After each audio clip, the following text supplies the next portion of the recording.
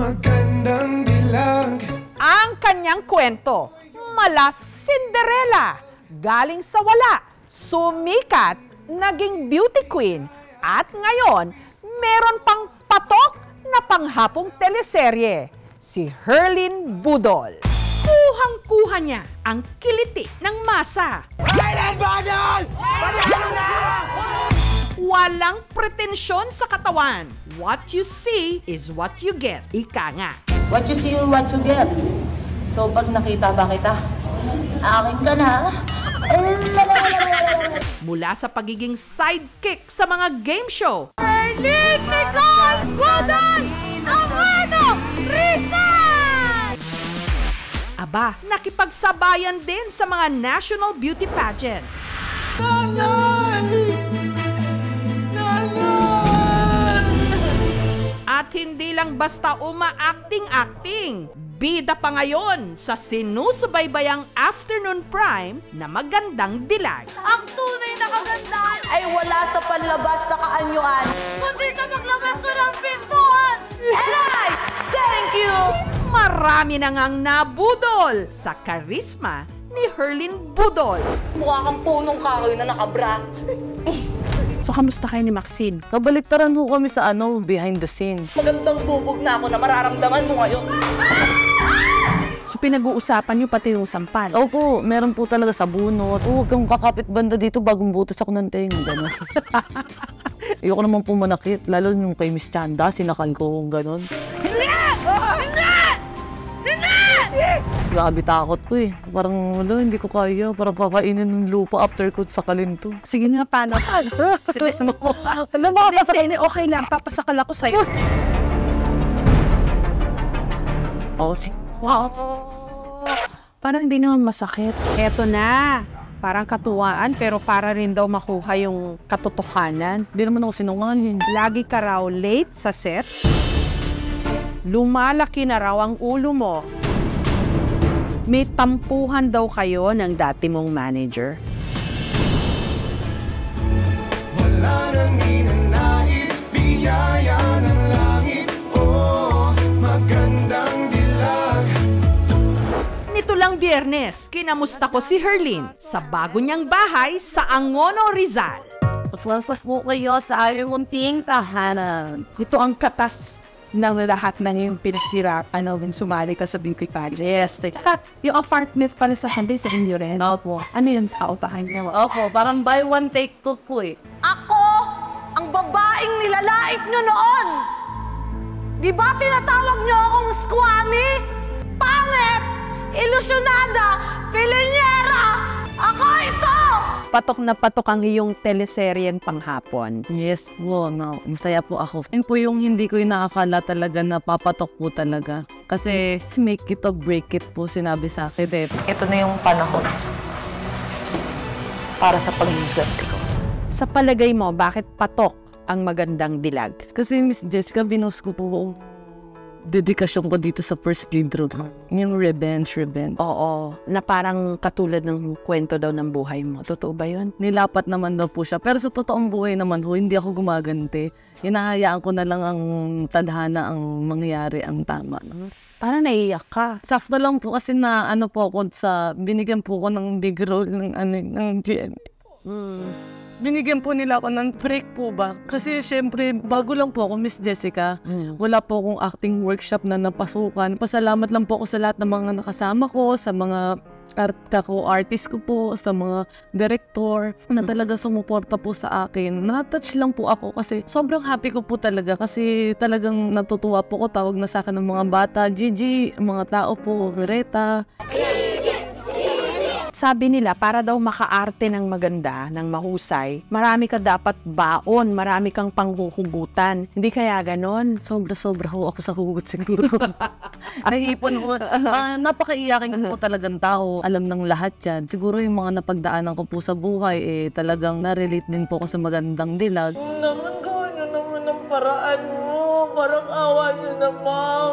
Ang kwento ng magandang dilag, kahit papaano, may pagkakatulad daw sa personal niyang buhay. Herlyn, ang kwento mo parang mala Cinderella, tama ba?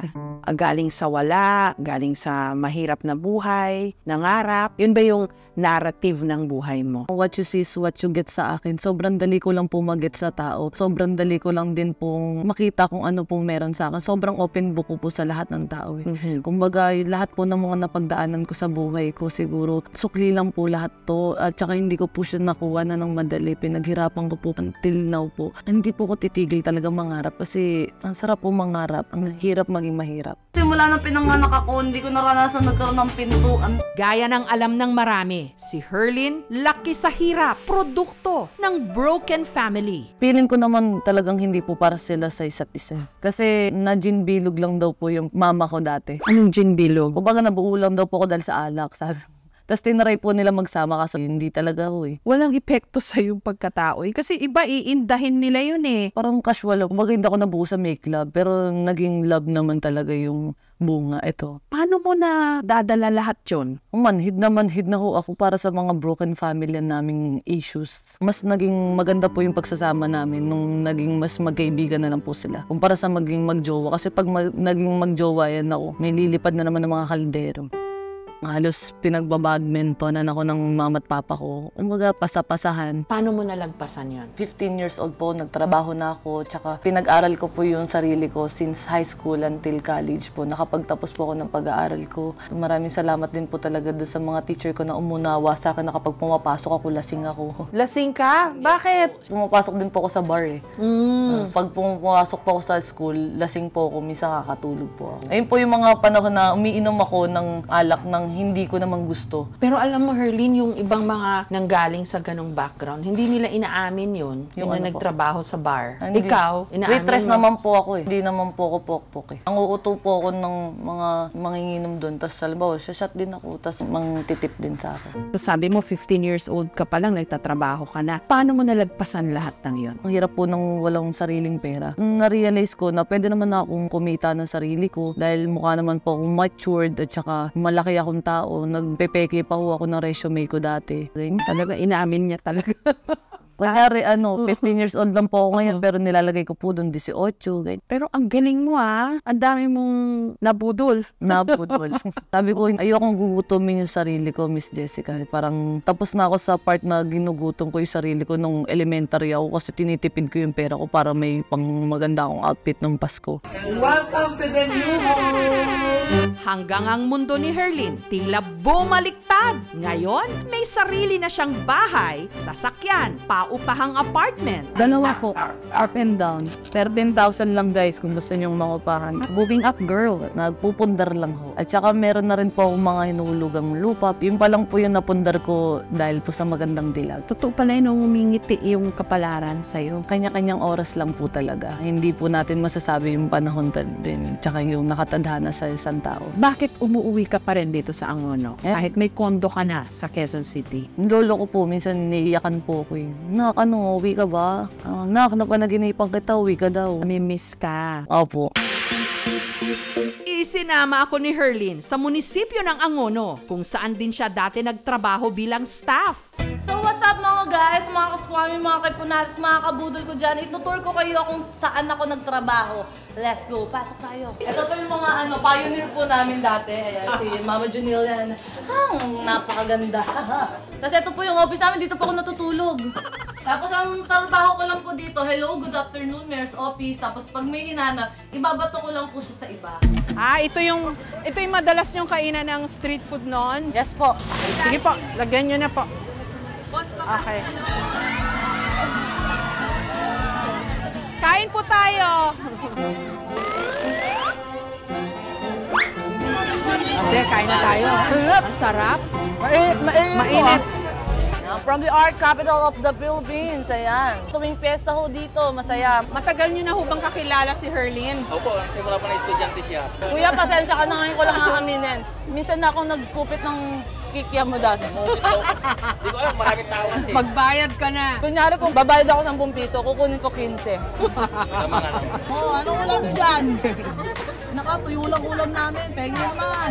So dito ba sa Angono, nakakapaglakad ka pa rin ba sa mga kalye, sa mga iskinita? Ay, yung mga tao ho dito, sawa-sawa na sa akin, nung may uhog pa ho ako, nandito na ako. Kaya, pag nakikita na, gano'n na lang po, uy, uwi ka pala. Taga rito ka kasi talaga. Na-appreciate ko na po yung mga taong, mga bumabati sa akin, kumpara nung mga dating hindi naman ako pinagpapansin. Alam mo kung anong meron ako na wala kayong tatlo? Una, ganda. Pangalawa, kabutihang loob. Pero Herlin, paano mo sinisiguro na hindi lahat yun papasok sa ulo mo? Hindi ko alam, feeling ko, nagtatrabaho lang po ako na normal. Ito pa rin po ako, na si Herlin na talagang masigap sa buhay. Huwag nyo lang isa ulo lahat, isa puso mo lang. Hindi ba kayo sanay na mapahiya kayo sa harapan ng maraming tao? O baka naman nahihiya lang kayo kasi lumabas na at na-expose na yung lahat ng kabalostugan nyo? So yung plot nung Magandang Dilag na revenge, paghihiganti, wala kang ganun sa buhay? Wala naman po. Nakayaan ko pag may maaway sa akin, bahala kayo sa buhay niyo. O, aawayin mo ko, pila ka. Teka lang. Ang dami ko pa iniisip ko, dadagdag ka pa. Kaya sa patulan ko po ng patulan lahat, sasakit lang ulo ko. Bahala ka dyan, lumain up ka. Ganun. Okay yun Magandang attitude sa buhay yun Huwag lang pagsasabay-sabay. Maganda yung payo ni Herlin. Isa-isa lang. Kaya natin yan. Pag-blessing din, yes. Come here. Come to mama. Parang minamanifest niya po lahat. Sana kasing dami ng problema ko yung blessings. Yeah. As usual, nambuisit lang. Alam mo ba, i-display daw nila yung enchanted bra. Si Herlin Budol, kung ano siya sa TV, ganun din siya sa totoong buhay. Napakagaan niyang katrabaho. Tailor-made talaga siya para kay Herlin. Ang na-visualize namin ay yung si Herlin talaga. Huwag kayo makakalam dito! Halika dito! Isa sa inaabangan sa Magandang Dilag ang bardagulan ng karakter ni Herlin na si Greta at si Blair na ginagampanan naman ng aktres at beauty queen na si Maxine Medina. You're just the model, and I'm the main event. Dahil ako magsusot ng enchanted bra. Bakit? May magic ba yun? Eto Herlin, affected na affected yung mga audience dun sa inyong mga bardagulan na talaga namang major intense no mga eksena Paano ba yun?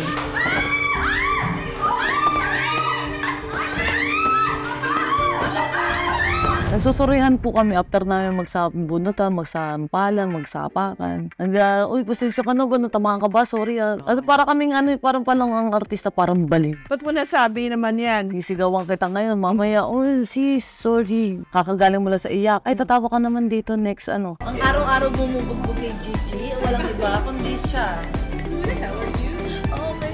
So, kamusta kayo ni Maxine? Sobrang malumanay niya. Ako naman talagang nagtatanong-tanong ako sa kanya, teka po, gano'n pag sinampal ba kita, parang paano yun sabay ba yung ganyan? Nag-uusapan niyo pati yung sampal? Opo, meron po talaga sa bunot. Huwag kang kakapit banda dito bagong butas ako ng tenga, gano'n.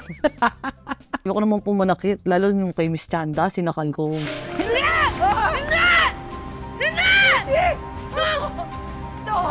Grabe takot ko Parang hindi ko kaya. Parang kakainin ng lupa after ko sakalin to. Hindi siya nagalit? Hindi po siya nag-guide sa akin nung time na yun. Mahigpit ba yung pagkakasakal mo sa kanya? Hindi ko po alam Sige nga, paano?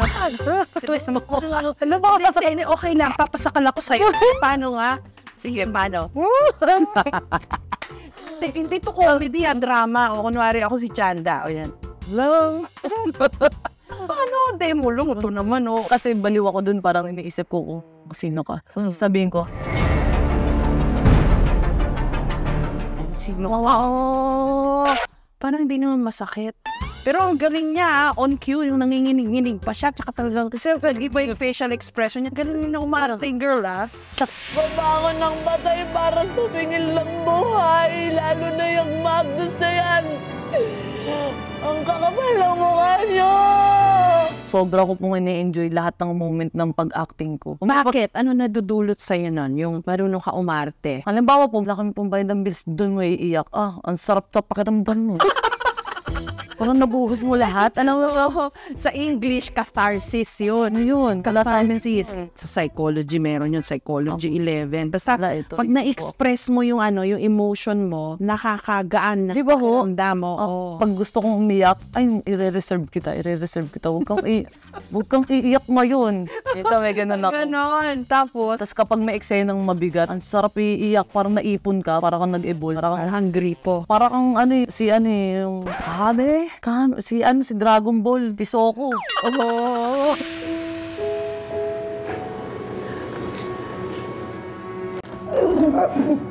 Wait lang, babe, kasi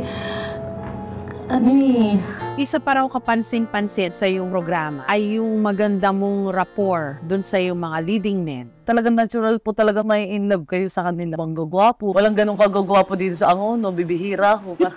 Magalit sa'yo yung mga kababayan na po pala, medyo kaluwas po ako ng QC. Nakakita po ako ng mga talagang ibang mukha. Talagang nabibigla po ako. Na-amiss ka lang po na parang, napapanood ko lang to doti. Titikman talaga. Mga ganun.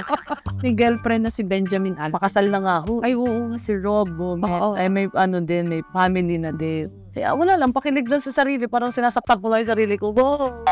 Mamahal ako ng maling tao. Ano sinasabi ko, shota ko to, shota ko to. Kamusta raw ba love life mo? Ngayon po, wala po ako shota. Ang bilis. Ang gandang dilag. Bakit? Parang siguro hindi lang kayang pagsabayin. Siyempre, nakapokus ka doon sa kung paano kumita ng maganda para sa pamilya, sa future. Napag-usapan naman mo namin. Shoutout nga pala sa'yo, Tutoy. Tutoy pangalan? Troy po. So, taga Angono rin kasi hindi ho, taga Manila. Malayo-layo ako. Ayun yung nakilala ko sa Tinder. First shota ako, 5 years kami. Pero wala na ako ngayon. Sabi namin, tsaka na lang ulit tayo mag-shotaan. Ayusin muna natin yung kanya-kanya nating buhay. Busy kasi. Busy, parang wala na rin po kami time sa isa't isa. Pero nandiyan pa rin po kami para magsuportahan. Mahal na mahal daw ni Herlin ang kanyang pamilya. Sa bahay nga, kasama niya ang kanyang tatay, lolo, pinsan, kahit pa mga pamangkin. Marami rin siyang alagang mga aso. Nako, Ilocano. Ilusta kayo saan? Nabayo na tayo. Napicture ba siya? Napigsakit kayo. Manatang na pinawawatay. Matresan. Madaksa. Masaya si Lolo kasi sa mga nakakamit na tagumpay ni Herlin. Kayo talaga nag-alaga sa kanya. Gusto ko ng pet na rin yung bata po ako. So pinangarap nyo rin pa na talaga magkaroon ng anak na makikilala. Opo, hindi ko naman inaasahan na biglang dumating na ganyan. Sobrang proud. Tatanungin kita, Herlin, kung between Angono at Quezon City, gaano na kalayo yung narating sa buhay? Sa Angono, Rizal pa rin po ako. Talagang nandito pa rin ang puso. Puso, buong pagkatao at buong pamilya ko po. Namimiss mo siyempre lola mo. Oo, sobra. Pag nandyan na yung problem ko, naka-schedule na, iyak po ako sa kanya po ako magsusumbo. Ikaw yung tipong umiiyak sa nicho? Oo, grabe. Tulu'i, uhog. Happy birthday, nanay. Hindi ko yung parang hindi ko nga. Ang pangit ko ako umiyak. Wala naman yata magandang umiyak. So, hindi ka tinuturuan ng direktor na ang iyak, dapat maganda ka pa rin. Wala mga ganyan sa'yo. Ano lang po, sinasabi lang po sa akin, bawasan. Pag lumalaking butos ang ilong. Ayun. Hindi malaki. Malaki ba butas? Ayun. Malaki po yan. Sa pag-arte pala talaga ng mga pati mga butas ng ilong kinokontrol. Yung luha. Kasi alam ko, minsan may choreography yung luha Na dapat dito sa left. Dapat dito sa right. Niya, Paano? Ganyan. Technique. Yan. Ano yun? Parang naiyak ka. Ayun siya. Sa bahangin pa. Hangin. Miss Jessica. Hindi ko kaya. Kaya ganito ka parang yes, happy birthday. Parang hindi ko kaya. Hindi ako artista. Ikaw na yon. Ikaw na. Jessica, yun na siya. Ala, tumulo tuloy yung eyeliner ako sa ilalim. Ang galing naman. Pati pag-iyak, merong nag-aralan ko po yan. Nag-acting coach po ako sa sarili ko. Si Herlin, itinuro pa sa akin ang teknik ng kanyang pag-iyak. Hinga malalim. Hinga. Tapos, straight body.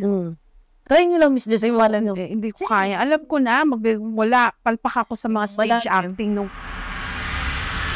Tapos, natatawa ako sa'yo Tapos, malalim. Malang yun, effective sa inyo yung technique. Sige nga.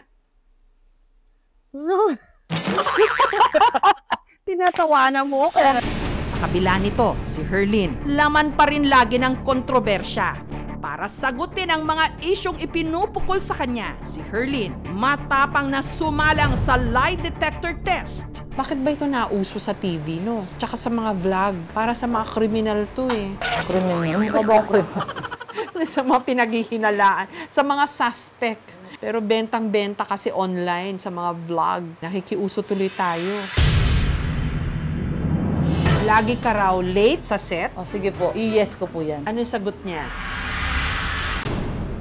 Truth. Naging, yes po. Pero siguro naman may dahilan. Hindi naman po natin may iwasan na talagang minsan may emergency po na talagang hindi mo inaakala. Nagkataon lang po, siguro 1-2 beses, pero hindi na po naulit. Kaya po ako lumipat ng kondo kasi isang beses ka lang nalit, ang dami ng issue. Paano pa kapag sumunod-sunod yan? Baka wala na akong trabaho kinabukasan. 1 is enough, 2 is too much, 3 is ang kapal na mukha mo.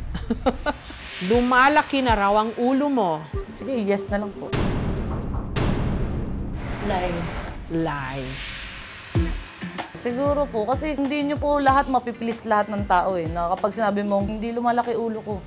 Kung nakikita ho ng ibang tao na for the change na yung person, paano po pagtatanggol yung sarili mo? Pero yung lie detector test na mismo nagsabi na hindi lumalaki ang ulo mo. Thank you so much, team, and the lie detector team.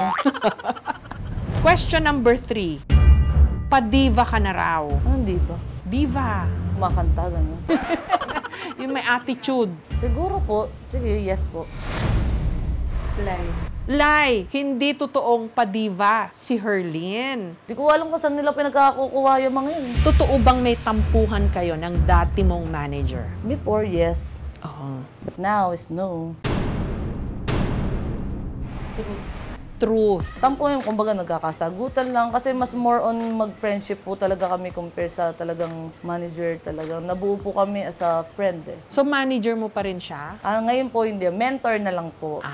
Pero everyday po rin po kami nagtatawagan, nagtatanungan. Naayos naman? Yes po. Yung mga pambabash sa'yo, paano mo nahahandle yun? Dapat wala akong pakialam sa kanila. Deadman lang. Kung mo pinagpapansin, hindi naman sila nagbabayad ng bills mo at hindi na sila nagpapakain sa pamilya mo at hindi sila nagpapakain sa mga aso ko. Yung isa kasi sa mga medyo recurring na criticism sa'yo, yung parang wala ka raw siniseryoso, pati yung beauty pageant, hindi mo raw sineryoso. Yun yung po yung akala nila. Siyempre, bakit ka po sasali doon para i-joke lang po yun? Ako, hindi po totoo. Hindi po biro ang mag-pageant. Sineryoso po lahat ng naging laban ko. Sasali ka pa ba? Miss Philippines Tourism 2023 po ako. So, may obligasyon po akong talagang mag-compete sa international by next year po. Magandang dilag, puso ko yung nabihag.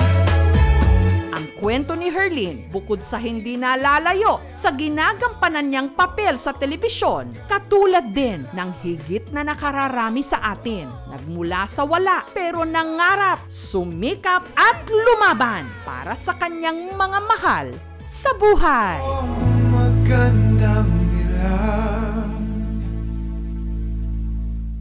Thank you so much mga kapuso. Kung nagustuhan niyo po ang videong ito, subscribe na sa GMA Public Affairs YouTube channel.